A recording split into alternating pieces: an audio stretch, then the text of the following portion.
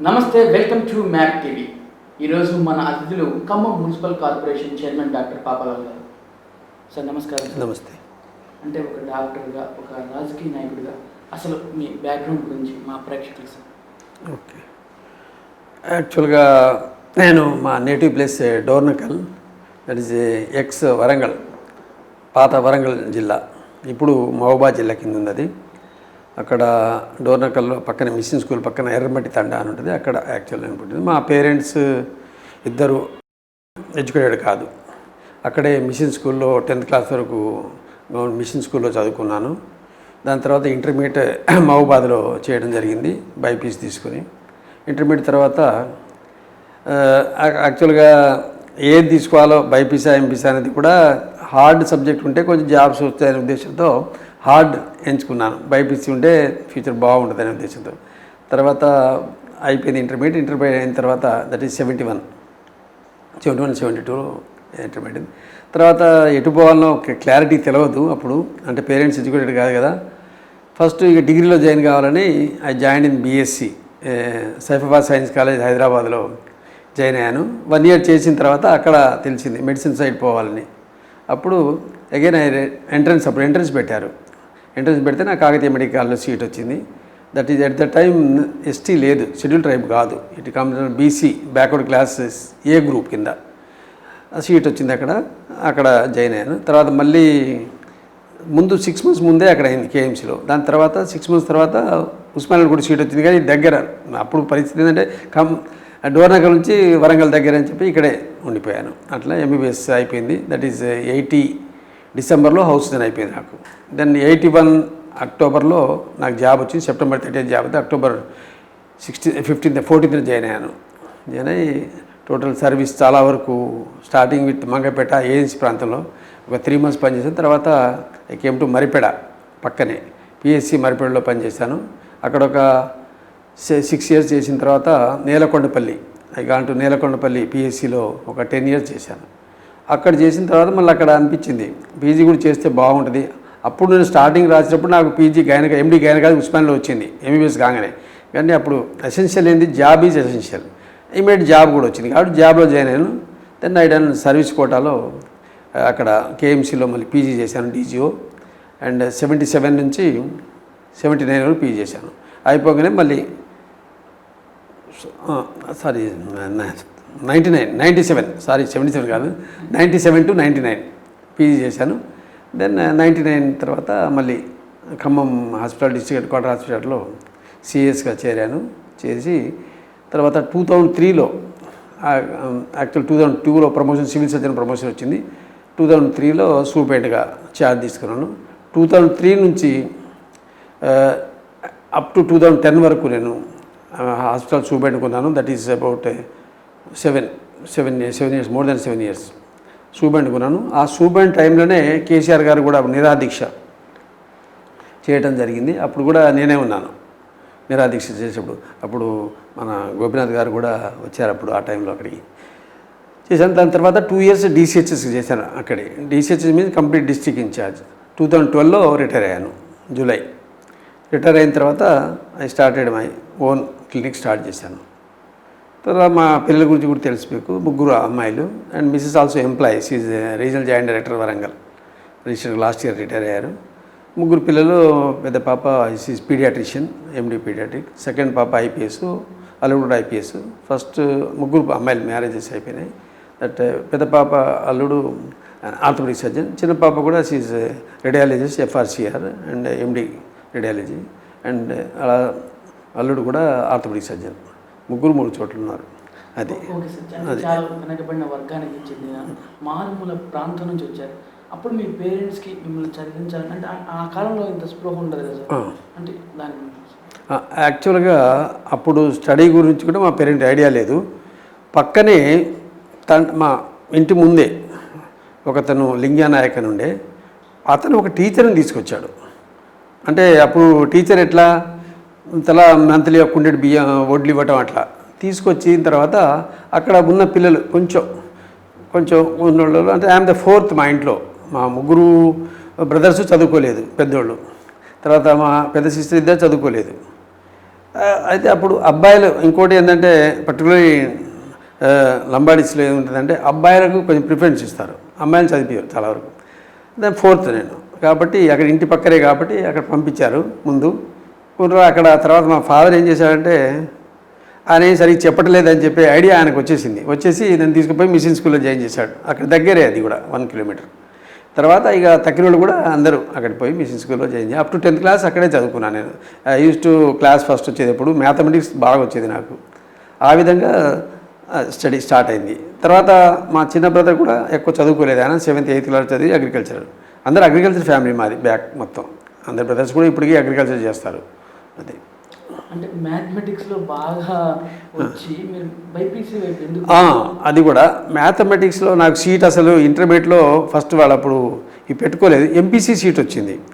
కానీ అందరూ అన్నారు బైపీసీ అయితే కొంచెం బాగుంటుంది, డాక్టర్స్ కావచ్చు అని. అది కూడా క్లారిటీకి ఇవ్వలేదు, కానీ బాగుంటుంది, జాబ్ తొందరగా వస్తుంది అనే ఫీలింగ్ ఎవరో చెప్తే ఇక అంటూ బైపీసీ మార్చుకున్నాను. ఎంపీసీని బైపీసీ మార్చుకున్న తర్వాత మళ్ళీ ఇంటర్మీడియట్ తర్వాత ఎటు పోవాలి కూడా పెద్ద వెనక చెప్పేటోళ్ళు ఎవరు లేరు, గైడెన్స్ ఇచ్చేటోళ్ళు ఎవరు లేరు. కానీ అందరూ బీఎస్సీ పై జాయిన్ అయ్యారు. ఫ్రెండ్స్ అక్కడ హైదరాబాద్లో జాయిన్ అయ్యారు, సైఫాబాద్ సైన్స్ కాలేజ్ అని, మన సైఫాబాద్, అక్కడ జాయిన్ అయ్యాను. ఫస్ట్ ఇయర్ చేసిన తర్వాత తెలిసిన ఇటు నుంచి అటు మళ్ళీ మెడిసిన్స్ అయిపోవచ్చు అంటే మళ్ళీ ఎంట్రన్స్ రాశాను. ఫస్ట్ ఇయర్ 1 year వేస్టెడ్ రాస్తే ఇక్కడ సీట్ వచ్చింది. అప్పుడు బీసీఏ గ్రూపే, అప్పుడు ఎస్టీ లేదు. 74లో నా మెడిసిన్ జాయిన్ అయ్యాను నేను. దెన్ 78లో ఎస్టీ వచ్చింది. అప్పుడు బయట కూడా అప్పుడు హాస్టల్స్ కూడా లేదు, బీసీ కాబట్టి హాస్టల్ లేదు. I use to cook out side, ఒక రూమ్ తీసుకొని ఓన్ సెల్ఫ్ కుకింగ్ చేసుకొని చదువుకునేది. అది ఖమ్మం జిల్లా ప్రభుత్వ ఆసుపత్రి అంటే తెలంగాణలో ఒక ప్రత్యేక గుర్తింపు ఉంది. అంటే ఒక సూపర్ స్పెషాలిటీ హాస్పిటల్తో ఈక్వల్గా, అదేవిధంగా మీరు సూపరింటెండెంట్గా స్టేట్ అవార్డు కూడా అందుకున్నారు. ఒక ఆ ఎక్స్పీరియన్స్ గురించి. యాక్చువల్గా నేను సూపరింటెండెంట్ కాకముందు అంతకుముందు 2 రంగయ్య గారు ఉండే, ఇటికి గారు ఉండే, తర్వాత ఇటీధర రంగయ్య గారు ఉండే సూపరింటెండెంట్. తర్వాత రంగయ్య తర్వాత వీరు మన రాజశేఖర్ అయ్యిండు, రాజశేఖర్ తర్వాత నెక్స్ట్ మదన్ సింగ్, అందరూ 1 year బ్రీఫ్ క్రియేట్ చేశారు. తర్వాత నేను యాజ్ ఎ సీనియారిటీ ప్రకారం నాకు 2003లో సూపరింటెండెంట్ కావడం అయింది. అయిన తర్వాత దాన్ని అప్పుడు ఈ ఖమ్మం హాస్పిటల్ అనేది చాలా లాస్ట్ అన్నట్టు గ్రేడ్.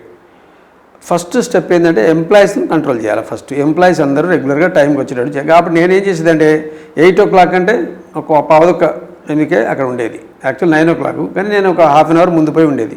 కాబట్టి అటెండెన్స్ స్లోగా ఇది అయిపోయింది. తర్వాత బయోమెట్రిక్ అటెండెన్స్ కూడా పెట్టాను.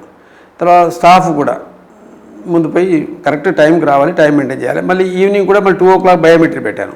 ఆ విధంగా అందరినీ కంట్రోల్ చేసి టైంకి వచ్చేటట్టు చేశాను. తర్వాత వర్క్ విషయంలో కూడా వాళ్ళు అంట ఇంకోటి మా కలెక్టర్స్ కూడా, అప్పుడున్న కలెక్టర్స్ ఎవరు, అరవింద్ కుమార్ గారు ఉండే, అరవింద్ చాలా మంచి కలెక్టర్, ఆయన కూడా విజిట్ చేసి ఆయన హాస్పిటల్ కావాల్సిన హెల్ప్ చేసేది.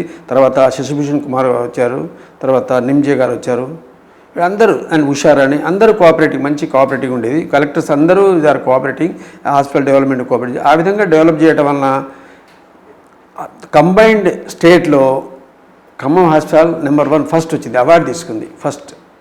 అండ్ ఇంకోటి నేను పిఎస్సీలో పనిచేసిన, మరిపడ పిఎస్సీ చేసినప్పుడు I got 5,000 cash award government ఇచ్చింది. దట్ ఈస్ ట్యూబెక్ట్ స్టెరిలైజేషన్కు. అండ్ నేలకొండపల్లిలో పిఎస్సీ మెడికల్ ఆఫీసర్ వచ్చినప్పుడు every year 15th August or 26th January first ever అంటే నేలకొండపల్లి ఫిక్స్ అన్నట్టు. అది ఆ విధంగా ఎవ్రీ ఇయర్ 2 times అవార్డు తీసుకుంది డిస్టిక్లో. తర్వాత క్యాష్ అవార్డు కూడా 2 times తీసుకున్నాను నేను అక్కడ. ఒకటి మరిపేడలో తీసుకున్నాను 5,000 rupees క్యాష్ అవార్డు, 3,000 rupees మళ్ళీ ఇక్కడ ఇచ్చారు అట్లా. తర్వాత ఇక్కడ స్టేట్ ఫస్ట్ వచ్చింది. ఫస్ట్ టైం నేను తీసుకోగానే స్టేట్ సెకండ్ వచ్చింది. నెక్స్ట్ స్టెప్లో స్టేట్ ఫస్ట్ వచ్చింది కంబైన్డ్ స్టేట్లో. ఆ విధంగా దాన్ని డెవలప్ చేశాను. అదే టైంలో మళ్ళీ మన తెలంగాణ మూమెంట్ బాగున్నప్పుడు కేసీఆర్ గారు కూడా నిరాదీక్ష ఇక్కడే తీసుకురావడం జరిగింది. ఆ టైంలో కూడా సూపరింటెండెంట్ నేనే ఉన్నాను, కలెక్టర్ గారు ఉషారాణి గారు ఉన్నారు. అప్పుడు కూడా వారికి ట్రీట్మెంట్ విషయంలో నిరాదీక్షలో మంచిగా ట్రీట్మెంట్ ఇవ్వడం జరిగింది. అది అక్కడ. అదేవిధంగా సార్, అంటే ఈ ఖమ్మం జిల్లా ప్రభుత్వ ముఖ్యంగా శానిటైజేషన్లో మీరు తీసుకొచ్చిన విప్లవాత్మక మార్పుల గురించి సార్. అప్పుడు శానిటైజేషన్ స్టార్టింగ్ ఏముందంటే కొన్ని యూనియన్లు పని చేయకపోయేది. దాని అందరి ఒక టైమింగ్స్ మెయింటైన్ చేసి వాళ్ళు పనిచేసేటట్టు చూశాను. అంటే రెగ్యులర్ విజిట్స్, రౌండ్స్ చేసేది డైలీ హాస్పిటల్, ఎక్కడ శుభ్రం లేకుండా ఇమీడియట్ వాళ్ళకు చెప్పేది. ఆ విధంగా శానిటేషన్ తర్వాత మార్చాం. ఈ సులభ వాళ్ళకి ఇవ్వడం జరిగింది. నేను మార్చేశాను, పోగానే సులభ వాళ్ళకి ఇచ్చాను. సులభ వాళ్ళు కొంచెం బాగా చేసేది వాళ్ళు. ఆ విధంగా శానిటేషన్ ఇంప్రూవ్ చేశాను. తర్వాత చుట్టూ ఇప్పుడు మన ఈ చెట్లు ఉన్నాయి, మన టేకు చెట్లు, అవన్నీ నేనే వేయించడం జరిగింది. చుట్టూ ఆ మామిడి చెట్లు అప్పటికే వేశారు, కానీ వాటికి చాలా డెవలప్, వాటిని మంచిగా చూసుకోవటం మాట్లాడి. తర్వాత మెయిన్గా ఇంకోటి చేసింది ఏంటంటే స్టాఫ్ అనేది రెగ్యులర్ టైం కాకుండా ఏం చేసేదంటే సంతకం అయిన తర్వాత కొందరు చాలా గేట్లు ఉండే, గవర్నమెంట్ హాస్పిటల్ 20 acres అది, 5-6 గేట్లు, ఒకటి రత్నం సార్ ఇంటి వైపు గేట్ అని, ఒకటి వీడియోస్ కాలనీ వైపు అని, ఇంకోటి వెనక బ్యాంక్ కాలనీ అని ఎదురుగా, అట్లా ఒక 10 దారులు ఉండే. ఆ దారులను ఫస్ట్ స్టెప్ బంద్ చేయించాను నేను. చేసి నెంబర్ 1 గేట్ నుంచి ఎవరు పోయినా ఆ గేట్ నుంచి పోవాలి. అప్పుడు స్టాఫ్ కంట్రోల్ అయిపోయారు, ఎలక్ట్రోడ్ పోకుండా అటెండెన్స్ తీసుకున్న తర్వాత పోతే ముందు గేట్ నుంచి కనబడతాడు. కాబట్టి ఆ విధంగా స్టాఫ్ అందరూ చాలా they are all cooperated. Staff మంచి పని చేసిన తర్వాత రెగ్యులర్గా మంచి పని చేశారు. ఆ విధంగా హాస్పిటల్ని ఒక లెవెల్ తీసుకొచ్చాను. ఎవరు ఇరెగ్యులర్స్ ఉంటే వాళ్ళకు చెప్పి వాళ్ళకు ఏ పని అయితే వాళ్ళకి ఇష్టం ఉందో ఆ పని ఇవ్వటం. కొందరు యూనియన్ మెంబర్స్ ఉండే, వాళ్ళు పని చేయకపోయేది, వాళ్ళకు ఎక్కడైతే సూటబుల్ అక్కడ ఇవ్వడం వలన వాళ్ళ తర్వాత హ్యాపీ అయ్యి తర్వాత మమ్మల్ని ఒక లైన్లో తీసుకొచ్చారు. రిటైర్ అయిన తర్వాత ఇప్పటికీ నా దగ్గరికి వస్తూ ఉంటారు వాళ్ళు. ఒకప్పుడు పని చేయని వాళ్ళు ఇప్పుడు మంచిగా వాళ్ళు బాగుపడ్డారు, మంచిగా ఉంది. అది ఇప్పటికీ వస్తూ ఉంటారు నా దగ్గర వాళ్ళు. మమ్మల్ని బాగు చేశారు సార్ మీరని.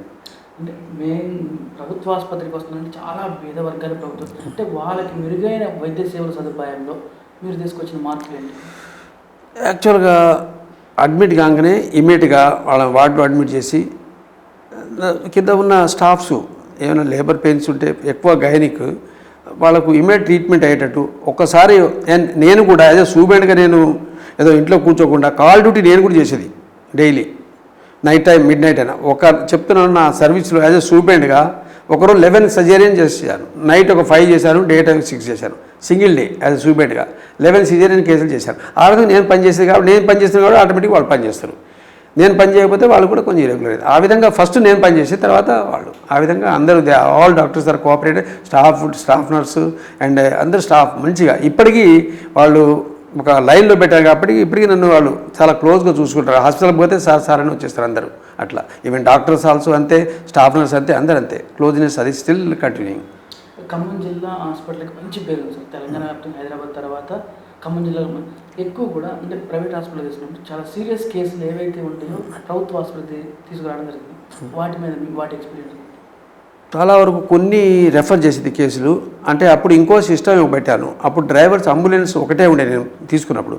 తర్వాత నేను ఐ స్టార్టెడ్ ఇంకో అంబులెన్స్ తెప్పించుకోవడం. మన కలెక్టర్ గారితో నిమ్జే గారు ఉండే, ఇంకో అంబులెన్స్ కూడా తెప్పించాను. అట్లా 3 అంబులెన్స్ చేసుకున్నాం. 3 అంబులెన్స్ డ్రైవర్స్ లేకుంటే ఒకటే డ్రైవర్ ఉంటే మేము వేరే డిపార్ట్మెంట్ నుంచి డిఎండి సైడ్ నుంచి 2 డ్రైవర్ డెప్యుటేషన్ పెట్టుకున్నాం. ఆ విధంగా డెప్యుటేషన్ పెట్టుకొని 3 డ్రైవర్స్ పెట్టాను. కాబట్టి ఏమైనా సీరియస్ కేసు ఉంటే వీ హ్యావ్ టు రెఫర్. ఇక్కడ నుంచి మన అంబులెన్స్లోనే రెఫర్ చేసేది హైదరాబాద్. కాబట్టి ఆ విధంగా డెలివరీస్ పెరిగినాయి అప్పుడు బాగా. ఈవెన్ వేరే కూడా ఒక ఫిజిషియన్ లేకపోతే బయట ఫిజిషియన్ తీసుకునేది. ఈవెన్ మన కార్డియాలజిస్ట్ కూడా అప్పుడు మంత్లీ నామినల్ పేమెంట్ 2 అవర్స్కి అట్లా బయట వాళ్ళని కూడా తీసుకొని ఫిజిషియన్ లేకున్నా వాళ్ళని తీసుకోవటం. గైనకాలజిస్ట్ అందరూ ఉండే, తర్వాత జనరల్ సర్జన్స్ ఉండే, ఫిజిషియన్స్ లేకపోతే ఫిజిషియన్ కూడా తీసుకునేది బయట నుంచి. అట్లా బయట కూడా తీసుకుని కూడా ట్రీట్మెంట్ ఇచ్చేది. ఆ విధంగా మంచి. ఇంకోటి నేను తీసుకోకముందు ధర్నాలు చేసేది బాగా. సిపిఎం ధర్నాలు ఉండే. ఆ ధర్నాను ఆపి వాళ్ళ మెయిన్గా మీకు ప్రాబ్లం ఉంటే డైరెక్ట్ నారండి ధర్నాలు చేయొద్దని. ఈవెన్ ఇది శానిటరీ వర్కర్ కూడా ధర్నాలు చేసేది. ధర్నాలు చేయకుండా వాటిని ఆపేసి వాళ్ళ పని మీకు ప్రాబ్లం ఉంటే సాల్వ్ చేసేది. తర్వాత వాళ్ళ శాలరీస్ ఏమైనా ఉంటే ఇమ్మీడియట్ వచ్చేటట్టు చూసేది. ఆ విధంగా వాళ్ళందరూ మంచి పని చేశారు. ఇంకేంటంటే చాలా పేద వర్గాల్లో ప్రైవేట్ హాస్పిటల్కి వెళ్తే ఇంకా బతకరు అన్న కేసులు చాలా వరకు ప్రభుత్వ ఆసుపత్రికి వస్తాయి. నేను చూడ ప్రత్యక్షంగా అలాంటి కేసు వచ్చడం మీరు ఎట్లా హ్యాండిల్ చేయాలి? అప్పుడు స్టార్టింగ్లో ఆ ఫీలింగ్ ఉండే, ఆ ఫీలింగ్ పోయేటట్టు అంటే ట్రీట్మెంట్ మంచిగా ఇచ్చేటట్టు డాక్టర్స్ అందరూ మంచి పని చేసేది, మంచిగా ఇచ్చేది. ఏమైనా సీరియస్ ఉంటే వీ హ్యావ్ టు మేమే రెఫర్ చేస్తాం, అంబులెన్స్ రెఫర్ చేస్తాం, అంటే వరంగల్కి ఆర్ హైదరాబాద్ రెఫర్ చేసేది. ఆ విధంగా ఒక మంచి పేరు వచ్చింది. గవర్నమెంట్ హాస్పిటల్ అయితే బాగానే ఉంటుంది అనే పేరు వచ్చింది. ఈవెన్ నా సర్వీస్లో కూడా నేను దాదాపు ట్యూబెక్టమీస్, ఈ ఫ్యామిలీ ప్లానింగ్ ఆపరేషన్స్ సింగిల్ డేలో 150 చేసిన రోజులు ఉన్నాయి. సింగిల్ హ్యాండ్ నేను ఒక్కనే సింగిల్ హ్యాండ్గా 150 కేసుల వరకు చేశాను. 100 కేసెస్ చాలా చేశాను. ఆ విధంగా స్టేట్లో అది రికార్డ్ అది. అండ్ డిస్ట్రిక్ట్లో కూడా చాలా చోట్ల నేను పిఎస్సి మెడికల్ ఆఫీసర్ నేలకొండపల్లి నుంచి ఎక్కడ పోయేది, నేలకొండపల్లి నేనే చేసేది, ముదిగొండ నేనే చేసేది, తిరునాపాలెం నేనే చేసేది, కూసుముంచి నేనే చేసేది, అండ్ ముదిగొండ నేనే, జులూరుపాడు నేనే, ఎన్కూరు నేనే, ఆ తర్వాత చింతకాని నేనే చేసేది, కాంపల్లి నేను ఇన్ని పిఎస్సీలు నేను సింగిల్గా నేనే పోయి చేసేది. ఎవ్రీ ఫిక్స్డ్ డేస్లో పోయి సర్జరీ చేయటం. ఆ విధంగా అందరి పబ్లిక్ తెలుసు నేను ఏం చేస్తాననేది. స్టెరిలైజేషన్ నేనే చేసేది. అప్పుడు ఆ కాలంలో స్టెరిలైజ్ ఎవరు చేయకపోయేది ట్యూబెక్టైజ్. అండ్ సింగిల్ క్యాంప్లో 5 టేబుల్స్ పెట్టుకుని వరుసగా చేసేది. 5-10 మినిట్స్, 5 మినిట్స్లో ఒక కేసు అయిపోయేది. సినిమాలో చూస్తాం 150 కేసు అంటే ఇది ఈజీ కాదు. జస్ట్ 8 o'clock స్టార్ట్ అయ్యేది. 8 o'clock ఆపరేషన్ స్టార్ట్ అయితే 2 o'clock 3 o'clock లంచ్ వరకు క్లోజ్ చేసుకొని బయట వచ్చేది. అంత బాగా చేసేది అప్పుడు. సరే, అంటే ఒక డాక్టర్గా ఎన్నో సాధించారు.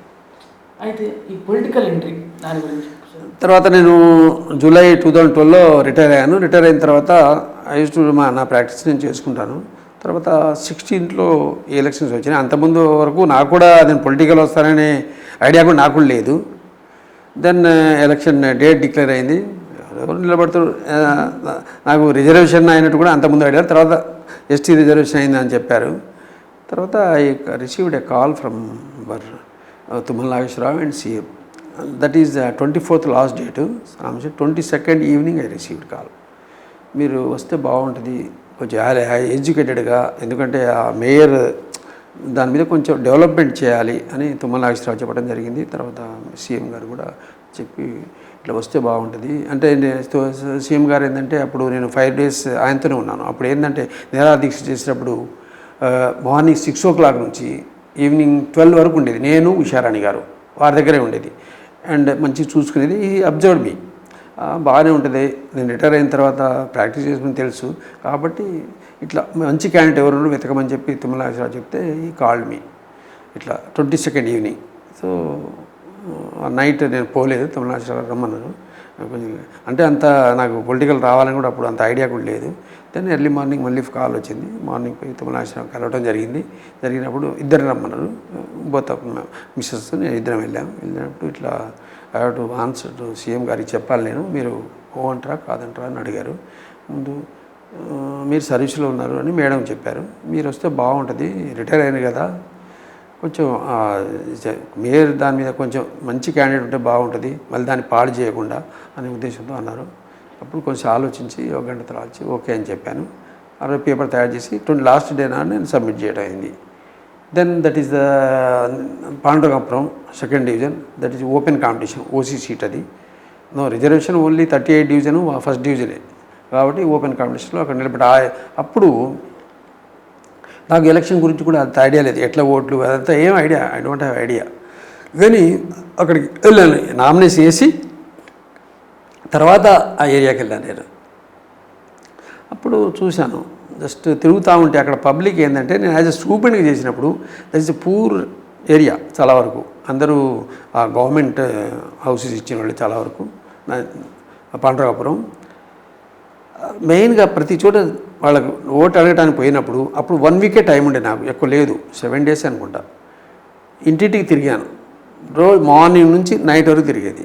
తిరిగినప్పుడు తెలిసింది ఏంటంటే, ప్రతి ఇంటికి పోతుంటే నేను హ్యాండిక్యాప్ సర్టిఫికేట్స్ చాలామందికి ఇచ్చాను. అది కూడా కొన్ని రెగ్యులర్ రూల్స్ పెట్టి స్ట్రిక్ట్గా ఇచ్చాను. అప్పుడు అంటే ఇరెగ్యులర్ దొంగ సర్టిఫికేట్ అట్టాటి ఇవ్వకుండా కంట్రోల్ చేశాను నేను.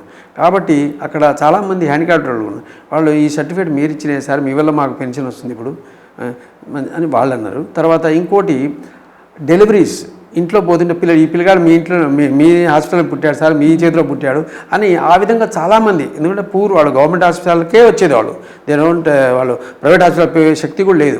ఆ విధంగా ఎక్కడ చూసినా నాకు ఆ విధంగా వాళ్ళ రెస్పాన్స్ వచ్చింది. అప్పుడు నాకు అనుకున్నా ఓకే బాగుంది, ఇక్కడ రెస్పాన్స్ బాగానే ఉంది, నాకు మంచి ఇది ఉంది అని చెప్పి ఆ విధంగా. అండ్ 7 days or 8 days మొత్తం క్యాన్వాసింగ్ చేసింది నేను. దానిలో మెజార్టీ ఎవరిదా అంటే నాది 2nd place. టీఆర్ఎస్ 34 members గెలిస్తే ఫస్ట్ ఏమో ఈ 33 division వచ్చింది టీఆర్ఎస్లో. తర్వాత 2100 మెజార్టీతో నేను గెలిచాను. హయ్యెస్ట్ మెజార్టీ, అందరు ఎక్స్పెక్ట్ చేయలే కానీ హయ్యెస్ట్ మొత్తం నాకే. అంటే వాళ్ళు అంతకుముందు నేను వాళ్ళకి తెలుసు, నాకు వాళ్ళకి తెలియదు. ఆ విధంగా వాళ్ళకు మంచితనంగా వాళ్ళు గెలిచారు, నేను గెలిచాను. యాక్చువల్ పాండురంగాపురం అంటేనే భయపడేది అంతకుముందు, పాండురంగాపురంలో ఏం చేస్తారని. ఇక్కడ ఎవరు గెలుస్తారు, ఎందుకంటే అక్కడ రకరకాల అన్ని పార్టీలు ఉన్నాయి అక్కడ. అండ్ అందరు లీడర్లే. స్టార్టింగ్ చూస్తే నేనే అందరు లీడర్, 60 మంది లీడర్లు అక్కడ.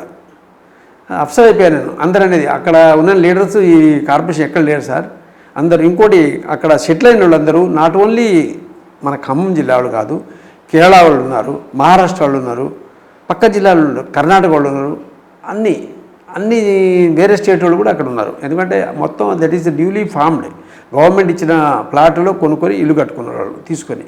ఆ విధంగా కాబట్టి వాళ్ళు అన్ని స్టేట్ వాళ్ళు ఉన్నారు. ఆ విధంగా వాళ్ళు దే ఆర్ కోఆపరేటెడ్, మంచిగా ఇచ్చారు. ఆ విధంగానే నేను కూడా ఆ ఏరియాను అంతకుముందు నేను పోయినప్పుడు పాండవపురంలో సింగిల్ సీసీ రోడ్ లేదు. ఇప్పుడు చూస్తే 95%, ఇంకా 4-5% అది అవుతుంది వరకు, అది 1 monthలో అయిపోయింది. అన్ని రోడ్లు వేసేసాను. ఇక డ్రైన్లు కొన్ని వేయాలి, డ్రైన్లు కొన్ని నడుస్తున్నాయి కొన్ని. ఆ విధంగా ఆ ఏరియాలో డెవలప్మెంట్ కూడా చేయడం జరిగింది. అండ్ దే ఆర్ కోఆపరేటింగ్, మంచిగానే ఉంది, అంత బాగుంది అక్కడ.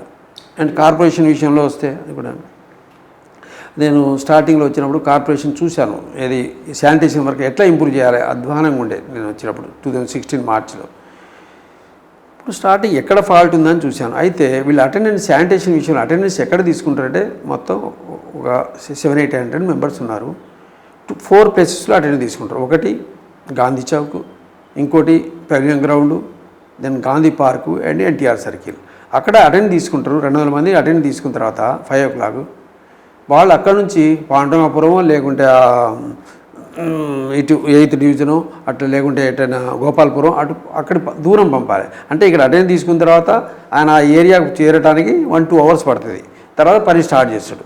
ఈ అటెండెన్స్ ఇక్కడ అయిపోయిన దారిలో మానేసేటోళ్ళు కూడా ఉంటారు. ఆ విధంగా ఇక్కడ 10 మందిని పంపిస్తే అక్కడ పోయారు 5-6 ఉంటారు. తర్వాత 1 గంట పని చేసి వెళ్ళిపోతారు. దాన్ని ఏం చేయాలని ఆలోచించి పిన్ పాయింట్ ప్రోగ్రామ్ అని అంతమంది నేను చూపించడానికి చేశాక నాకు ఐడియా ఉంది. ఎక్కడ ఏ డివిజన్ అవసరం ఉంటే అక్కడే పోయి డైరెక్ట్ వెళ్ళిపోతే అయిపోద్ది కదా అని డివిజన్ వైజ్ అలాట్ చేశాను. ఫస్ట్ స్టెప్ అది. శానిటైజ్ ఇంప్రూవ్ చేయాలని అదొకటే అనుకొని 50 డివిజన్లకు 10 మందిని అలాట్ చేశాను. ఫస్ట్ అలాట్ చేయగానే కొంచెం రెసిస్టెన్స్ వచ్చింది స్టార్టింగ్లో. మీరు ఏమైనా చేసుకోండి, రెసిస్టెన్స్ వచ్చినా ఏం లేదు, నేనేం మిమ్మల్ని తీసేయటలే కదా.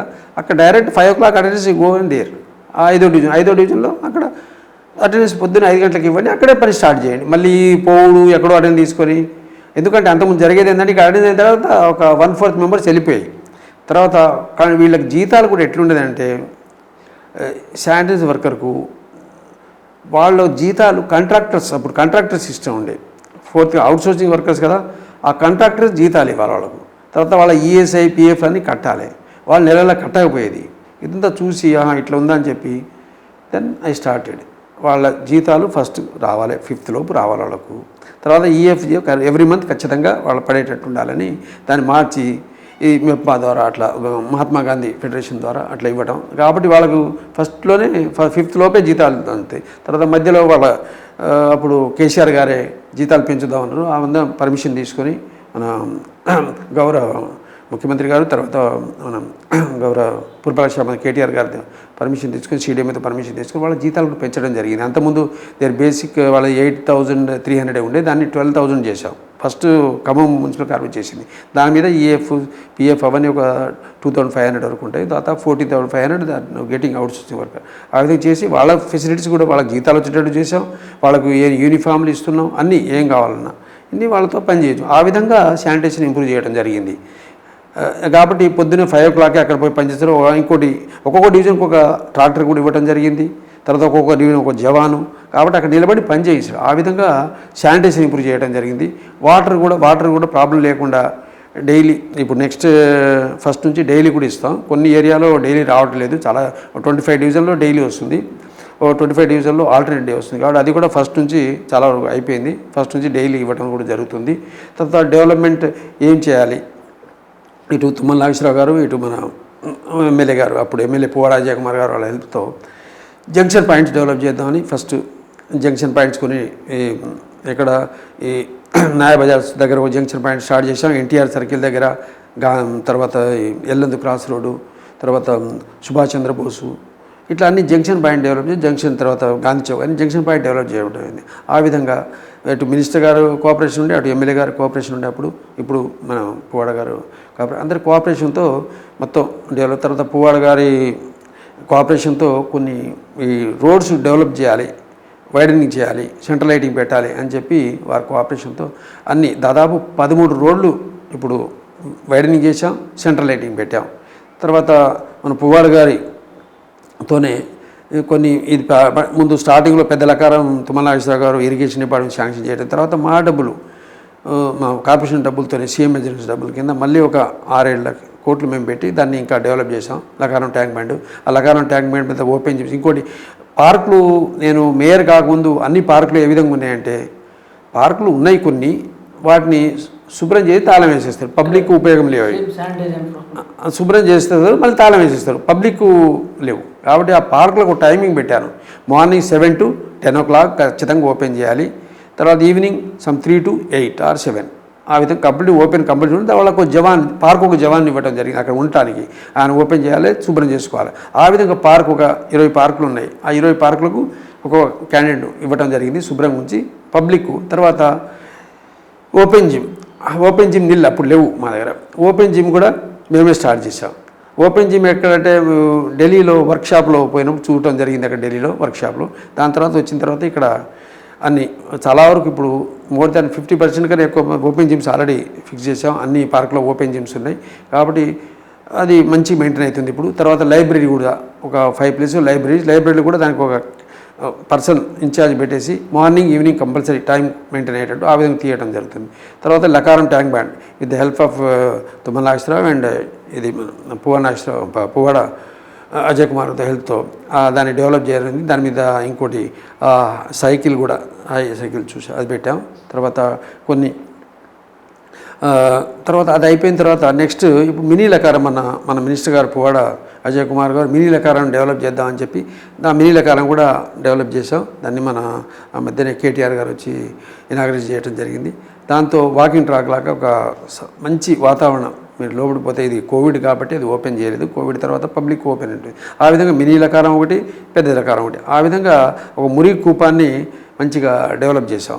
అండ్ అవి డెవలప్ చేయడం వల్ల వాటర్ ఉండటం వల్ల కూడా లెవెల్ ఆఫ్ వాటర్ సిటీలో కూడా పెరిగింది, పైకి వచ్చింది.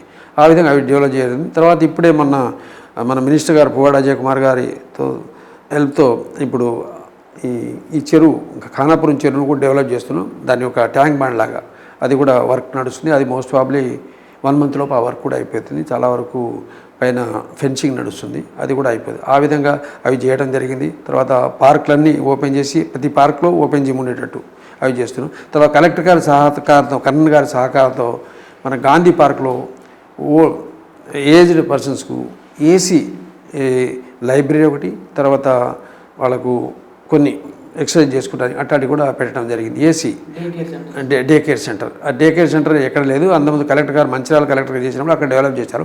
అదేవిధంగా ఇక్కడ ఫస్ట్ ఇన్ స్టేట్ ఇక్కడ డే కేర్ సెంటర్ ఓపెన్ చేసి ఏసీ, అది కూడా ఏసీ పెట్టి ఆ విధంగా దాన్ని డెవలప్ చేయడం.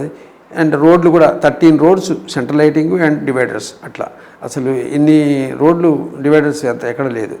తర్వాత వాటికి కూడా వర్కర్స్, గార్డెన్ వర్కర్స్ను అరేంజ్ చేయడం అనేది. గార్డెన్ వర్కర్స్, తర్వాత ఎలక్ట్రికల్ అంతా ఒక స్ట్రీమ్ లైన్ లాగా గార్డెన్ వర్కర్స్ ప్రతిరోజు ఒక దాదాపు 64 members గార్డెన్ వర్కర్స్ ఉన్నారు. వాళ్ళు డైలీ అన్ని పార్కులు నీట్గా ఉంచాలి, తర్వాత ఈ డివైడర్ మీద క్లీన్ చేయాలి. ఆ విధంగా ఆ డివైడర్స్ డెవలప్ చేయాలి. డివైడర్ మీద చెట్లు, గ్రీనరీ డెవలప్ చేయాలి. హరితహారం కింద దాదాపు ఇప్పుడు యాక్చువల్గా కొత్త మున్సిపల్ యాక్ట్ ప్రకారం 10% బడ్జెట్ దానికి ఖర్చు పెట్టాలి. కాబట్టి ఇవన్నీ మినీ లకారం డెవలప్ చేస్తున్నాం. తర్వాత ఆ ఖానాపురం ఊరి చెరువు డెవలప్ చేయడం జరుగుతుంది. తర్వాత మన గౌరవ మంత్రివర్యులు కేటీఆర్ గారు ఉద్దేశం ఏంటంటే ఈ శ్మశాన వాటికలు కూడా డెవలప్ చేయాలని. ఆ శ్మశాన వాటికలకు ఇప్పుడు బల్లేపల్లిలో దాదాపు 3 కోట్లతో మోడర్న్ శ్మశాన వాటిక డెవలప్ చేస్తున్నాం. మోస్ట్ ప్రాబ్లీ అది కూడా 1 month వర్క్ అయిపోవచ్చు. నెక్స్ట్ సెకండ్ శ్మశాన వాటిక కూడా ఇక్కడిది మన కాలవుడ్, అది కూడా డెవలప్ చేస్తున్నాం. ఆ విధంగా శ్మశాన వాటిక కూడా డెవలప్ చేస్తున్నాం. అండ్ కోవిడ్ అప్పుడు కూడా ఇప్పుడు మన స్టార్ట్ అయిన తర్వాత మేము స్పెషల్గా ఇంప్రూవ్మెంట్ కొరకు ఈ ఫాగింగ్ వీటికి స్పెషల్గా ఒక దాదాపు 24 members ఫాగింగ్ కొరకు తీసుకొని మిషన్స్ కూడా, తర్వాత ఫాగింగ్ వేరే స్టాఫ్ను ఒక 24, మొత్తం డివిజన్కి ఒకళ్ళు ఇద్దరు ఉండేటట్టు ఫాగింగ్, స్ప్రేయింగ్ డైలీ. ఖమ్మంలో డైలీ మార్నింగ్ స్ప్రేయింగ్ చేయాలి 5 o'clock.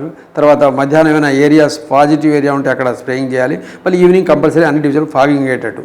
ఆ విధంగా మలేరియా కలెక్టర్ గారి కోఆపరేషన్తో మలేరియా టీం కూడా, మలేరియా ఆఫీసరు సంధ్య అని వారిని కూడా ఇక్కడ మున్సిపల్ ఆఫీస్కి డెప్యుటేషన్ ఇచ్చి ఆ విధంగా ఈ కోవిడ్ కంట్రోల్ అప్పుడు ఇది మొత్తం డెవలప్ చేయాలి. తర్వాత వాళ్ళకు ఆ స్టాఫ్ కూడా ఏమి కావాలనేది వాళ్ళకు కోవిడ్ పీపీ కిట్స్ ఇవ్వడం జరిగింది, వాళ్ళకు గ్లౌజ్ ఇవ్వడం జరిగింది. తర్వాత ఈ ఫాగింగ్ చేయడానికి, స్ప్రేయింగ్ చేయడానికి మిషన్లు కొనటం, కొత్త కొనటం, ఏ డివిజన్ కాదు 50 మిషన్లు కొనటం జరిగింది. ఈ ఫాగింగ్ కొరకు, స్ప్రేయింగ్ కొరకు కూడా 50 మిషన్లు కొన్నాం. ఆ విధంగా అది డెవలప్. తర్వాత ప్రతి డివిజన్కు ఈ ట్రాక్టర్స్, తర్వాత ఇప్పుడు లేటెస్ట్గా ఈ మున్సిపల్ ఇంకా ఈ శానిటైజేషన్ ఇంప్రూవ్ కొరకు అంతకుముందు 20 ఆటోలు కొని డివిజన్కి ఇవ్వడం జరిగింది. మళ్ళీ ఇంకా 30 ఆటోలు తీసుకుంటున్నాం. దాంతో డివిజన్కి ఒక ఆటో ఉండేటట్టు ఆ విధంగా శానిటైజేషన్ ఇంప్రూవ్ చేస్తున్నాం. వాటర్ కూడా డైలీ ఫస్ట్ నుంచి డైలీ ఇవ్వడం జరుగుతుంది. ఆ విధంగా డెవలప్మెంట్ చేస్తున్నాం. ఓకే సార్, అంటే ఇటు వైద్య వృత్తిలో చాలా ఏళ్ళ నుంచి ఉన్నారు, అదే పొలిటికల్ ఇంటెన్షన్. ఈ వైద్య వృత్తిలో కానీ ఇటు రాజకీయ నాయకులుగా మీరు చూసిన వ్యత్యాసాలు, ఆటుపోట్ల గురించి. ఒకటి, అక్కడ స్టేట్ ఫార్వర్డ్ ఆర్డర్ ఇష్యూ చేస్తాం అది సూపేట్గా. ఇక్కడ కొంచెం డిఫరెంట్, అంటే మనం ఆచితూచి ముందు పొలిటికల్ కూడా చూసుకోవాలి. కార్పొరేటర్స్ ఉన్నారు అందరు, కాబట్టి కొంత కోఆపరేషన్తో కంబైన్డ్గా కలిసి పనిచేసుకుంటే బాగుంటుంది. అండ్ అందరికీ మెచ్చేటట్టు చేసుకోవాలి, అదే మెయిన్. ఇంకోటి కొంచెం ట్రాన్స్పరెన్సీ కూడా ఉండాలి. నేను మొత్తం అంతకుముందు ఐఏఎస్ ఆఫీసర్ కావాలని ఫస్ట్ కోరుకునేది నేనే. ఒక మున్సిపల్ కార్పొరేషన్ ఐఏఎస్ ఆఫీసర్ కావాలని నేనే. సందీప్ కుమార్ ఝా వచ్చారు అప్పుడు ఐఏఎస్ ఆఫీసర్, అండ్ నేనే ఫోర్స్తో ఒక ఐఏఎస్ ఆఫీసర్ ఏంటని కేటీఆర్ గారిని అడిగితే కేటీఆర్ గారు ఇవ్వడం జరిగింది. తర్వాత ఇప్పుడు కూడా అనురాగ్ జయంతి ఐఏఎస్ ఆఫీసర్. మంచి పని చేస్తున్నారు, బాగా పనిచేస్తున్నారు వాళ్ళు. They are hard working. అదే వేరే ఆఫీసెస్ ఉంటే అంత స్పీడప్ వర్క్ కాదు, స్లో అవుతుంది. మధ్యలో జె శ్రీనివాసరావు అండి, వారు కూడా బాగా పనిచేశారు. మంచి ఆఫీసర్స్, జె శ్రీనివాసరావు మంచి ఆఫీసర్, సందీప్ మంచి ఆఫీసర్, తర్వాత ఇప్పుడు అనురాగ్ జయంతి ఇస్ గుడ్ వర్క్. ఎందుకంటే రాత్రి పగలు పనిచేస్తారు. ఆ విధంగా డెడికేటెడ్గా పనిచేస్తున్నారు. దానికి వెనక కోఆపరేషన్ కూడా మన పువ్వాడ గారు చాలా కోఆపరేట్ చేస్తుండ్రు యాజ్ ఎ మినిస్టర్గా. ఏది కావాలన్నా చేద్దాం, మనం పోదాం ముందు అని చెప్తుండ్రు. ఇంకోటి ఫండ్స్ విషయంలో కూడా సీఎం ఎమర్జెన్సీ ఫండ్స్ దాదాపు 200 కోట్లు మాకు వచ్చినాయి. మళ్ళీ ఇప్పుడు ఇంకో 100 కోట్లకు కూడా తయారు చేసి మొన్న సీఎం కొన్ని మళ్ళీ పంపడం జరిగింది. సీఎం గారి నుంచి కూడా అటు కేటీఆర్ గారి నుంచి కూడా మంచి హెల్ప్ ఉంది ఫండ్స్ విషయంలో. తర్వాత ఇంకా డెవలప్మెంట్ ఇంకేం చేసామంటే మేము దీనికి బస్ స్టాండ్ కూడా కొంత మా అమౌంట్ ఇవ్వడం జరిగింది. తర్వాత veg and non veg markets develop చేసాం. ఇప్పుడు ఎన్ఎస్పి కెనాల్ దగ్గర, ఎన్ఎస్పి క్వార్టర్స్ దగ్గర దాదాపు 3-4 ఎకర్స్ ఉంది. దానిలో veg and non veg market చేస్తాం. తర్వాత ఈ స్ట్రీట్ వెండర్స్కు అక్కడ దాదాపు 100 మంది పడతారు అక్కడ. దానికి కూడా ఇంకో 1 మంత్ లోపే అక్కడ స్ట్రీట్ వెండర్స్ కూడా 100 మందికి అరేంజ్మెంట్ చేసాం. కొంచెం ఫ్లోరింగ్ అవుతుంది. ఫ్లోరింగ్ అయితే 100 ఈ స్ట్రీట్ వెండర్స్ అందరూ అక్కడ పడతారు. తర్వాత వాళ్ళకి మెయిన్ ప్లేస్ ఇక్కడ రోడ్ మీద ఉండకుండా బస్ స్టాండ్ ఎదురుగా స్ట్రీట్ వెండర్స్కు సపరేట్ తయారు చేసాం. దానిలో దాదాపు 40 to 50 షాప్స్ ఇప్పుడు ఆల్రెడీ ఉన్నారు అందులో చేసుకుంటారు. తర్వాత మధ్య ప్లేస్ కూడా స్ట్రీట్ వెండర్స్కు వాళ్ళ బండి మీద అమ్ముకునేటట్ట రోడ్ మీద ఉండకుండా వాళ్ళకు స్ట్రీట్ వెండర్స్కు మంచిగా అరేంజ్ చేసాం. షెడ్లు కట్టించాం. అక్కడ కూడా షెడ్లు ఇంకా కట్టాము ఆల్రెడీ, ఇంకా కొన్ని ఓపెన్ కాలేదు, ఇంకా కొన్ని కడుతున్నాం. అక్కడ 100 మంది ఈజీగా పడతారు. ఆ విధంగా ఈ స్ట్రీట్ వెండర్స్ కొరకు ఈ వెజ్ అన్నీ పెడుతున్నాం. తర్వాత కొన్ని మార్కెట్స్ అక్కడ గాంధీ చౌక్లో అక్కడ ఒక మార్కెట్ కట్టించడం జరిగింది అగ్రికల్చర్ వీళ్ళకి స్ట్రీట్ వెండర్స్కి. ఇది 3 టౌన్లో. దాంతో అక్కడ పబ్లిక్ రోడ్ మీద లేకుండా అక్కడ పోయి అమ్ముకోవచ్చు వాళ్ళు. ఆ విధంగా అన్ని స్ట్రీట్ వెండర్స్కు చేస్తున్నాం. తర్వాత ఈ నైట్ షెల్టర్ ఒకటి కట్టించాం బైపాస్ రోడ్ మన ఇక్కడ ఎన్టీఆర్ సర్కిల్ నుంచి శ్రీజీ సర్కిల్ మధ్యలో. అది దాదాపు ఒక 500 మంది పట్టేటట్టు. కింద first floor, ground floor, 5th floor 2 ఫ్లోర్లో నైట్ షెల్టర్ కట్టించాం. దానిలో అనాథలు ఉంటున్నారు ఇప్పుడు. దాన్ని అన్నం ఫౌండేషన్ వాళ్ళు కూడా ఉంటారు అందరూ. ఆ విధంగా అది కూడా డెవలప్ చేయడం జరిగింది. మెయిన్ ఏంటంటే ఇక్కడ మినిస్టర్ గారు cooperating with everything is cooperating, and collector గారు బాగా కోఆపరేట్ చేస్తారు. ఆ విధంగా అందరి హెల్ప్ తీసుకొని డెవలప్మెంట్ ముందుకు సాగుతున్నాం. అండ్ అవర్ టీం కూడా మా స్టాఫ్ అందరూ మంచి పనిచేస్తారు. మా కార్పొరేటర్స్ కూడా దాన్ని పనిచేస్తారు. ఆ విధంగా ప్రతి డివిజన్కు ఒకప్పుడు ఒక డివిజన్కు వర్క్ అలాట్ చేయాలంటే ఏదో 30-40 లక్షలు పనిచేసింది. కానీ ఇటు మన ఎల్ఆర్ఎస్ డబ్బులు, అటు సీఎంఎస్ డబ్బులు, తర్వాత మా మున్సిపల్ జనరల్ ఫండ్ అన్నీ కలుపుకొని దాదాపు ఒక్కొక్క డివిజన్కు యావరేజ్గా 4 to 5 crores, కొన్ని దేవులు 8 crores వరకు ఖర్చు పెట్టాం. ఆ విధంగా ఒక్కొక్క డివిజన్కు అన్ని రోడ్లు, చాలా వరకు రోడ్లు అన్నీ డెవలప్ చేసాం. డ్రైన్లు కూడా డెవలప్ చేసాం. ఇక ఉంటాయి మైనర్ ఎక్కడ చిన్న చిన్నవి ఉండదు తప్ప ఎవ్రీథింగ్ అన్ని రోడ్లు డెవలప్ చేసాం, అన్ని డ్రైన్లు డెవలప్ చేసాం. ఆ విధంగా చేస్తాం. ఇటు వైద్య వృత్తి, ఇటు రాజకీయ వృత్తి, మీకు ఏ వృత్తి బాగా నచ్చింది? అక్కడ వైద్య వృత్తి మన దగ్గర వచ్చిన పేషెంట్నే చూస్తాం, వాళ్ళకి ట్రీట్మెంట్ ఇస్తాం. ఆ సాటిస్ఫాక్షన్ అది ఉంటుంది. మనం బాగా అయిన తర్వాత మనకు మంచిగా మనం బాగు చేసాం. సీరియస్ కేసు వచ్చింది, దాన్ని మనం బాగు చేసాం అనుకో, మనకి హ్యాపీ ఉంది.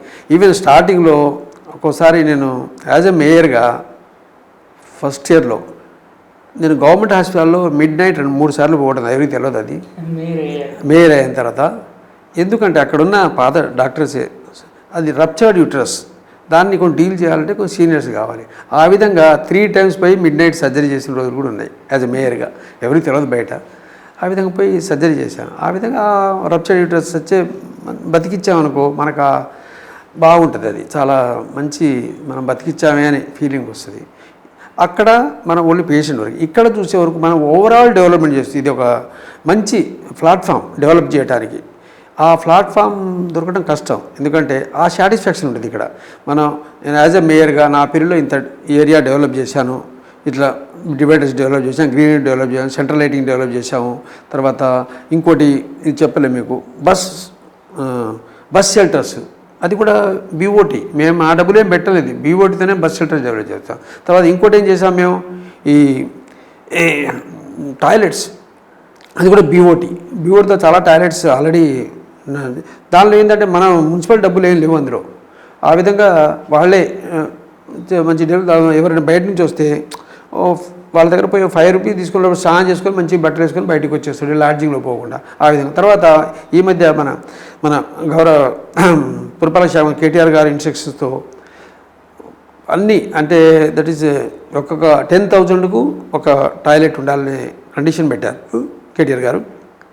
దాంతో దాదాపు అంతకుముందు మా దగ్గర 140 సీట్స్ ఉండే, 141 సీట్స్ ఉండే, ఇంకో 180 సీట్స్ తయారు చేసాం. చాలా వరకు అందులో 50%, మోర్ దాన్ 50% ఓపెన్ చేసాం. అంటే టాయిలెట్స్ దగ్గర అన్ని రోడ్ మీద, ఎక్కడ ఎవరు రోడ్ మీద పోయి ఏదో టాయిలెట్ చేయటం లేకుంటే ఇంకేమైనా డిఫికేషన్ చేయటం చేయకుండా దగ్గరలో వాళ్ళకు కన్వీనియంట్ టాయిలెట్స్ కట్టడం జరిగింది. ఇంకోటి ఆ టాయిలెట్ మెయింటైన్ చేయాలంటే ఉట్టి టాయిలెట్ కట్టితే మెయింటైన్ కాదనే ఉద్దేశంతో మేము ఆ టాయిలెట్ పక్కనే షాపింగ్ కూడా పెట్టాం, షాప్, ఒక రూమ్. దానిలో వాళ్ళు బిజినెస్ చేసుకుంటారు ఎవరైనా. టెండర్ ఇప్పుడు మాకు మొన్న దీని కింద మైరు సెంటర్ బ్రిడ్జి కింద ఒక షాప్కు రెంట్ ఎంత వచ్చింది తెలుసు, టెండర్ పడితే 27,000 వచ్చింది. అండ్ హీ మస్ట్ ఆ టాయిలెట్ మెయింటైన్ చేసి షాప్ నడుపుకోవాలి ఆయన, మళ్ళీ మున్సిపల్ కూడా ఆదాయం వస్తుంది. ఆ విధంగా ఆ టాయిలెట్స్ కంపల్సరీ మెయింటైన్ అవుతాయి, ఆ కండిషన్ మీదనే వాళ్ళకి ఇస్తున్న షాప్. కాబట్టి అంతకుముందు ఏముండే, నేను మేయర్ కాకముందు ఫర్ ఎగ్జాంపుల్ ఏఎంసీ దగ్గర టాయిలెట్స్ కట్టారు, తర్వాత 34 డివిజన్ అవతల టాయిలెట్, అవి మెయింటైన్ కాలే. ఎందుకంటే మనిషిని పెడతాం, మనిషి ఎన్నాళ్ళు పెడతాం మనం, కంటిన్యూస్ పెట్టాం కదా. కాబట్టి ఒక వర్కర్ పడి పోతే శుభ్రం చేయకపోతే తెల్లారి గలీజ్ అయిపోతే అట్లా కాకుండా ఆ మెయింటెనెన్స్ కొరకు షాప్ పెట్టి అదే మెయింటైన్ ఆయన చేసినట్టు అరేంజ్మెంట్ ఓన్లీ ఖమ్మంలోనే ఉంది. ఈవెన్ చాలా చోట లేదు. అది మేము స్టార్ట్ చేసాం, నేను కలెక్టర్, కమిషనరు, మినిస్టర్ గారు కలిసి అది డిసైడ్ చేసినట్ల ఒక షాప్ ఉంటే అది ఖచ్చితంగా నడుస్తుంది బాగా ఫ్యూచర్లో అని చెప్పి చాలా అక్కడ షాప్ మెయింటైన్ చేస్తాడు, పక్కన టాయిలెట్ శుభ్రంగా ఉందా లేదు ఆయనకే వాసన వస్తుంది, అది కాబట్టి శుభ్రంగా వస్తాడు. ఆ విధంగా ఖమ్మంలో ఇప్పుడు అన్ని టాయిలెట్స్కు పెట్టాం, ఎక్సెప్ట్ పార్కులలో షాపులు లేవు, పార్కుల లోపల పెట్టాం. పార్కులో ఎట్లా వర్కర్ ఉంటే ఆయన మెయింటైన్ చేస్తాడు. కాబట్టి ఇప్పుడు చాలా వరకు టాయిలెట్స్ అయిపోవడానికి వచ్చాయి. రేపు కూడా ఒక 5 టాయిలెట్ ప్లేసెస్ ఆల్రెడీ, ఒక 15 places already open, 15-20 places open చేయడం జరిగింది. ఇప్పుడు రేపు ఒక 5 ఓపెన్ అవుతాయి. ఆ విధంగా టాయిలెట్స్ కూడా డెవలప్ చేసాం. తర్వాత ఈవెన్ ఈ స్టేడియం కూడా యాజ్ ఏ మేయర్ కాకముందు చాలా అసలు ఫెసిలిటీస్ ఏం లేవు. మేము వచ్చిన తర్వాత మా సీఎం ఏజెన్సీ నుంచి దాదాపు 4 కోట్లు వాళ్ళకి ఇవ్వడం జరిగింది. దాంతో స్టేడియంలో ఒకటేమో బాస్కెట్బాల్ ఇండోర్ స్టేడియం పెళ్లింగ్ గ్రౌండ్లో కట్టడం జరిగింది 70 lakhsతో. తర్వాత ఆ స్టేడియంలో 5th floor పైన అండ్ ఉండటానికి ఎవరైనా ప్లేయర్స్ ఉండటానికి రూమ్స్ కూడా కట్టడం జరిగింది. ఆ విధంగా స్టేడియం కూడా డెవలప్ చేసాం. ఇటు వైద్య వృత్తులు కానీ, ఇటు రాజకీయ వృత్తులు కానీ, ముఖ్యంగా మేయర్ అయ్యాక కూడా, మీరు ఇటు సూపరింటెండెంట్ అయ్యాక కూడా శానిటైజేషన్ మీదే ఫస్ట్ దృష్టి పెట్టడానికి ప్రధాన కారణం ఏంటి? మెయిన్ అక్కడ శుభ్రంగా ఉంటే జబ్బులు రావు. ఇప్పుడు మేము ఫాగింగ్ అవి చేస్తున్నాం. నేను రాకముందు ఫర్ ఎగ్జాంపుల్ 41 డివిజన్ 43 డివిజన్ అని ఇప్పుడు మీరు గోళ్ళపాడు ఛానల్ ఉంది, అక్కడ ఎంత అధ్వానం అంటే ఆ గోళ్ళపాడు ఛానల్ దగ్గర మొత్తం దోమలమయం. దాంతో పబ్లిక్ జ్వరాలతో డెంగ్యూ జ్వరాలు వచ్చి బాగా చచ్చిపోయేది.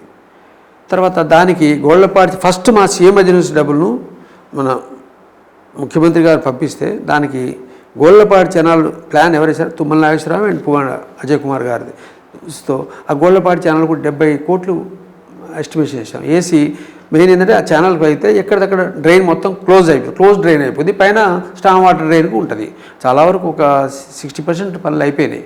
ఈ మొన్న కూడా కొంత ఏరియా అక్కడ ఉంటే వాళ్ళ గవర్నమెంటే కొన్ని ఇస్తుంది మన ప్లేస్ హౌస్ సైడ్స్ ఇచ్చింది కాబట్టి చాలా వరకు షిఫ్ట్ అయిపోయారు. అది కూడా ఒక 2 కిలోమీటర్స్ ప్రాబ్లం ఉండే, అది కూడా సాల్వ్ అయిపోతుంది. మంచిగా కంప్లీట్ అయిపోతే ఆ దుర్గంధం అనేది పోయింది. అక్కడ దుర్గంధం ఉండే గోళ్ళపాటి ఛానల్, తర్వాత ఇక్కడ ఈ లకారం చేవ అది దుర్గంధం ఉండే చెరువు మొత్తం, దాన్ని మొత్తం ఒక ప్యూర్ మంచి చెరువులాగా తయారైంది. ఇప్పుడు మంచి ఆహ్లాదకరం వాత ఇంత 2 చెరువులు ఇంకో 3 ప్లేసెస్లో ఆహ్లాదకరమైన మంచి ప్లేసెస్ దొరికినాయి. తర్వాత వెలుగుమట్ల కూడా మేమే 2 కోట్లు డబ్బులు ఇచ్చాం ఫారెస్ట్ దానిలో, అక్కడ డెవలప్మెంట్. కాబట్టి ఆహ్లాదానికి మంచి ప్లేసు ఖమ్మం. ఇప్పుడు అన్నీ డెవలప్ చేస్తాం, అటు పార్కులు డెవలప్ చేస్తాం. పబ్లిక్ అందరూ ఓల్డ్ ఏజ్ వాళ్ళందరూ పొద్దున్న చూస్తే పార్కులోనే ఉంటారు. ఇప్పుడు కరోనా కాబట్టి పార్కులు క్లోజ్ చేస్తాం. మోస్ట్ ప్రాబ్లీ ఈ మంత్ ఎండింగ్ వరకు ఓపెన్ అని వస్తే పార్కులు ఓపెన్. కాబట్టి పార్కులో మీరు మార్నింగ్ ఈవినింగ్ చూస్తే ఫుల్ జనం ఉంటారు. ఆ విధంగా పార్కులు డెవలప్ చేసి జరిగింది. తర్వాత ఈ లకారం ట్యాంక్ బండ్ డెవలప్ జరిగింది, వెలుగుమెట్ట డెవలప్ జరిగింది. ఆ విధంగా అన్నీ డెవలప్ చేస్తాం. ఆ విధంగా తర్వాత శానిటేషను ఈ మెయిన్ వాళ్ళకు జబ్బులు రాకుండా చూస్తే చాలా వరకు హెల్త్ బాగుంటుంది. వాళ్ళ ఖర్చులు కూడా డబ్బులు ఖర్చు కావు. యాజ్ ఏ డాక్టర్గా వాడికి జ్వరం వచ్చింది అనుకో, వాడు మళ్ళీ అసలు పూర్ ఫెలోస్ ఇంకా ఖర్చు పెట్టుకోవాలి. కాబట్టి రాకపోకుండా చేయాలి మనం, preventive, that is social and preventive చేయాలి మనం. ఆ విధంగా ఈ ఫాగింగ్ ఇవన్నీ స్టార్ట్ చేశాను నేను. స్టార్ట్ చేసి అందువలన చాలా సెక్షన్ డెంగ్యూ అసలు ఇప్పటివరకు ఈ సంవత్సరం ఖమ్మంలో ఒక డెంగ్యూ పాజిటివ్ కేసు కూడా రాలే. కరోనా పాజిటివ్ కేసులు వచ్చినాయి కానీ డెంగ్యూ ఒకటి కూడా రాలే. అంతకుముందు కుప్పలు అసలు last year some 400-500 3-4 years back అట్లా స్లోగా డెంగ్యూ పోయింది. ఆ విధంగా డెవలప్ చేసాం. శానిటేషన్ బాగుంటే ఏ ప్రాబ్లం ఉండదు. చాలా ముఖ్యం. వాళ్ళు ఇంకోటి పబ్లిక్ కోరేది ఏంది, ఇప్పుడు మున్సిపాలిటీ కోరేది ఒకటి శానిటేషన్, సెకండ్ వాటర్ సప్లై రెగ్యులర్గా వస్తున్నాను, లేదా ఎలక్ట్రిసిటీ అండ్ రోడ్లు అండ్ డ్రైన్లు, అంతే. ఇంకా మా దగ్గర నుంచి మున్సిపాలిటీ నుంచి పబ్లిక్ కోరేది అవి డెవలప్ చేయాలి. పార్కులు ఆహ్లాదకరమైన పార్కులు ఇవన్నీ మంచిగా ఉంటే పబ్లిక్ దే ఆర్ హ్యాపీ. కాబట్టి ఈ ఖమ్మంలో ఇది సాధ్యమంత వరకు ఇవన్నీ మేము ప్రొవైడ్ చేసాం. తర్వాత ఇంకోటి డిఆర్సి డ్రై అని వెట్ అండ్ డ్రై వేస్ట్ అవి చేయడానికి సపరేట్గా పంపించడం జరుగుతుంది. కొంచెం డంపింగ్ యార్డ్ కూడా దూరంగా పెట్టాం. తర్వాత ఇక్కడ డంపింగ్ యార్డ్ ఉంది. తర్వాత ఇప్పుడు వాళ్ళకు ఈ పందులతో కొంచెం ప్రాబ్లం ఉందని పబ్లిక్ ఇది పందుల కొరకు కూడా ఒక ఓల్డ్ డంపింగ్ యార్డ్లో 3 acres చుట్టూ ఫెన్సింగ్ చేయించి వాళ్ళ కొరకు ఆ పందుల కొరకు మేము అరేంజ్ చేసాం. ఎక్కడా లేదట్లా, ఊరికి బయట ఉండాలనే ఉద్దేశంతో. ఎందుకంటే వాటితో మళ్ళీ బ్రెయిన్ ఫీవర్ అట్లా రాకుండా పబ్లిక్ను సేవ్ చేయాలి మనం. కాబట్టి వాళ్ళకు కూడా పందులలో కూడా 3 acres కలెక్టర్ గారి చొరవ, కమిషనర్ గారు పువ్వాడ అజయ్ కుమార్ చొరవతో అక్కడ 3 acres ప్లేస్ ఇవ్వడం జరిగింది. దాంట్లో ఫెన్సింగ్ కూడా అయిపోయింది. ఓపెన్ చేయాలి తొందరగా, ఒక వారం 10 రోజులు అది కూడా ఓపెన్ అవుతుంది. ఆ విధంగా వాళ్ళకు కూడా ఇది చేసాం. కాబట్టి ఈ కుక్కలకు కూడా మేము కొన్ని వ్యాసక్తి చేయించాం చాలా కుక్కలకు. ఆ విధంగా అది కొంచెం స్లోగా ఇదవుతుంది. ఖమ్మం మున్సిపాలిటీ మేయర్గా ఇంకా మీరు సాధించకుండా మిగిలిపోయిన అంశాలు ఇంకేమైనా ఉన్నాయా? ఇంకా మీరు సాధించడానికి చాలా వరకు ఇప్పుడు అమృత్ పథకం కింద వాటర్ సప్లై కంప్లీట్ 229 కోట్లతో అమృత్ పథకం మీద అవుతుంది. అది కూడా దాదాపు 70 to 80% అయింది. 1 monthలో కంప్లీట్ కావాలి. కొన్ని ట్యాంకులు మాత్రం ఇంకో 2 నెలలు పట్టవచ్చు. అండ్ రేపు నిన్న కూడా ట్రయల్ రైన్ అయింది.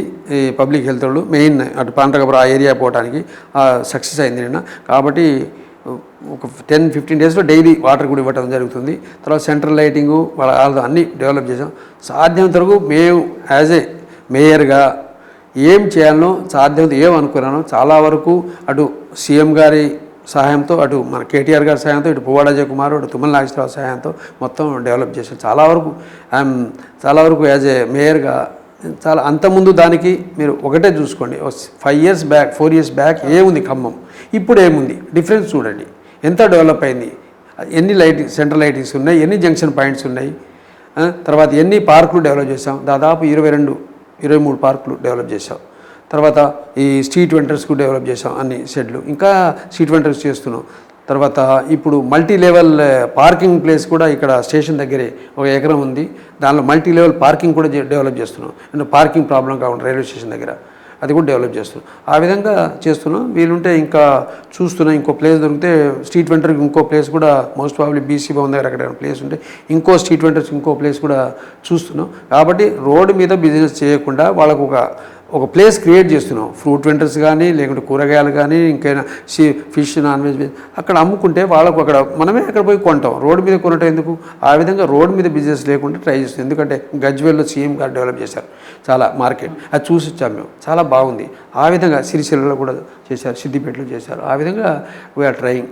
తర్వాత సెంట్రల్ లైటింగ్ ఇవన్నీ, తర్వాత సెంట్రల్ డివైడ్ ఇవన్నీ ఖమ్మాన్ని చూసే అందరు నేర్చుకున్నారు. వరంగల్లో నేర్చుకుని సిద్దిపేట కూడా ఇక్కడ నుంచే, సిరిసిల్ల అన్నీ ముందు ఇక వచ్చి సిరిసిల్ల వాళ్ళు ఇక్కడ ముందు చూసి డెవలప్ చేస్తారు.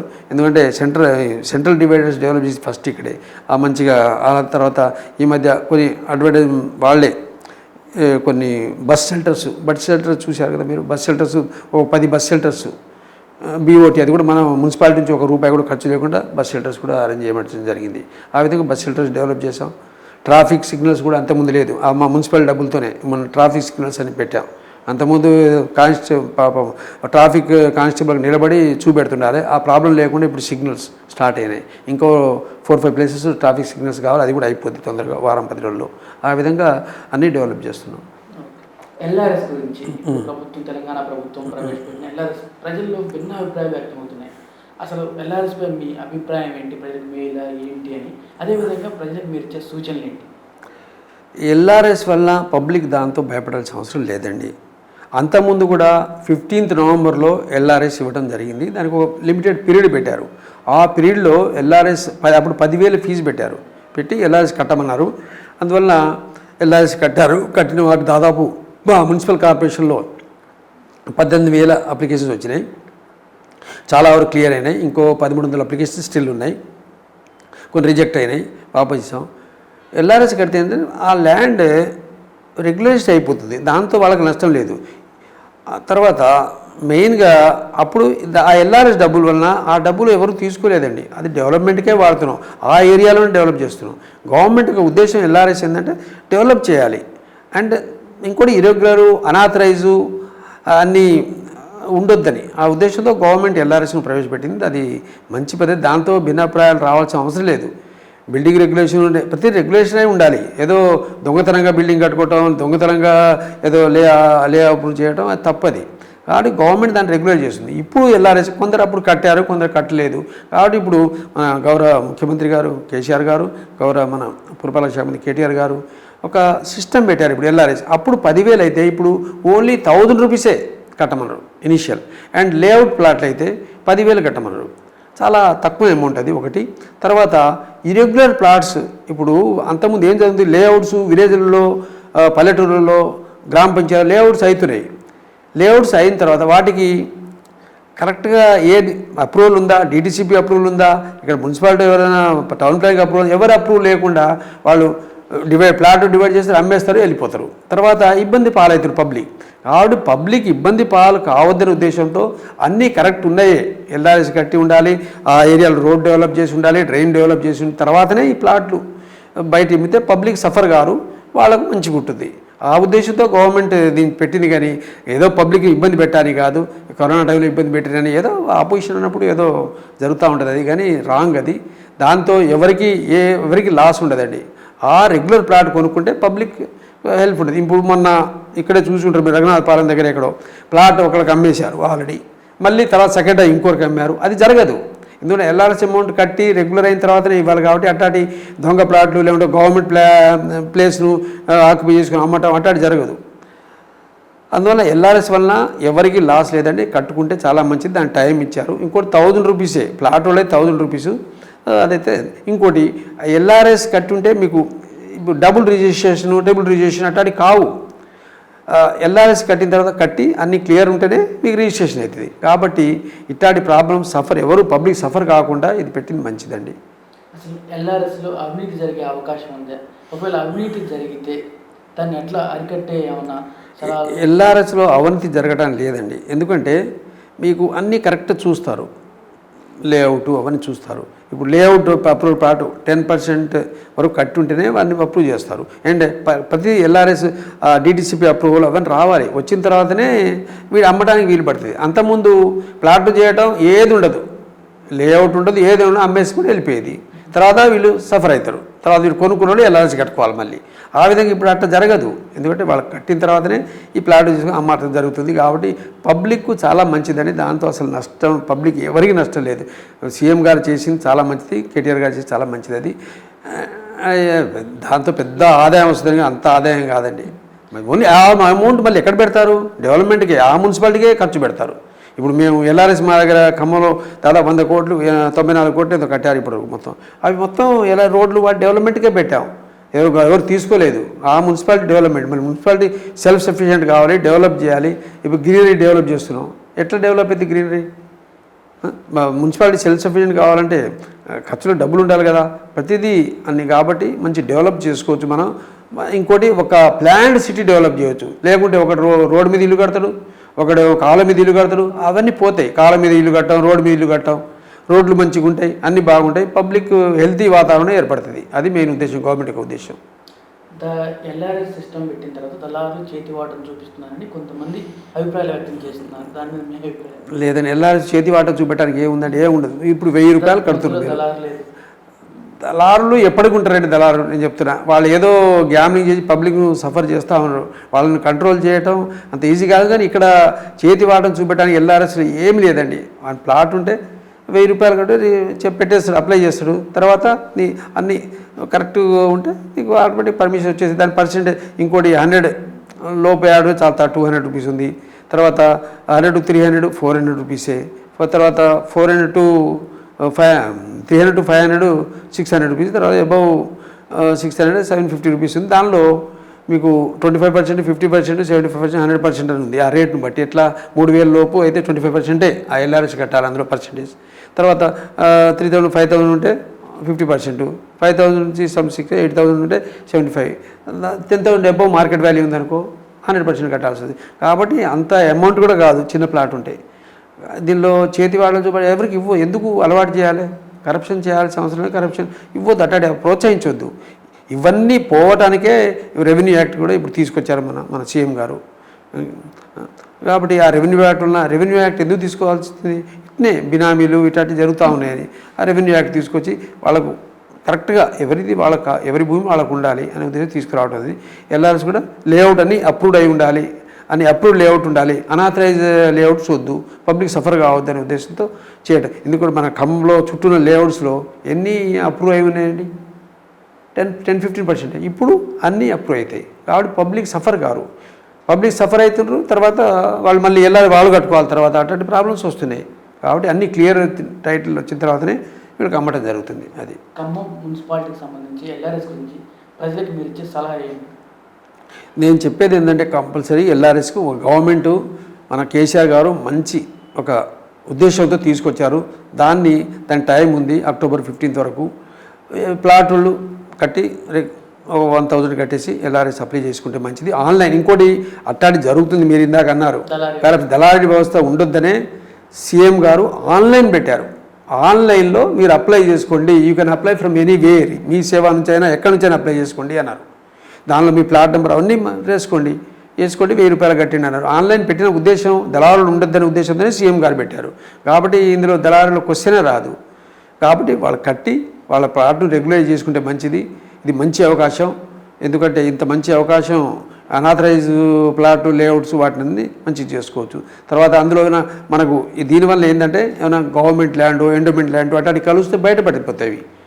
కాబట్టి పబ్లిక్ సఫర్ గారు. ఇప్పుడు ఏమవుతుందంటే అంతకుముందు కొంత దళారులు ఇట్లాంటి పనులు చేశారు. గవర్నమెంట్ ల్యాండ్ కూడా అమ్మిన రోజులు ఉన్నాయి. ఆ గవర్నమెంట్ ల్యాండ్ అమ్మటం, ఎండోమెంట్ ల్యాండ్ అమ్మటం, లేకుంటే అమ్మిన దాన్ని మళ్ళీ ఇంకోళ్ళకి అమ్మటం అట్లాంటి జరగదు. ఎందుకంటే రిజిస్ట్రేషన్ కూడా అక్కడ మొత్తం ఎంటర్ అవుతుంది. మొత్తం ఎవ్రీథింగ్ ఈజ్ రిటైర్డ్. ఎల్ఆర్ఎస్ కట్టిన తర్వాత ఇంకో ఎల్ఆర్ఎస్ ఎందుకు కడతాడు?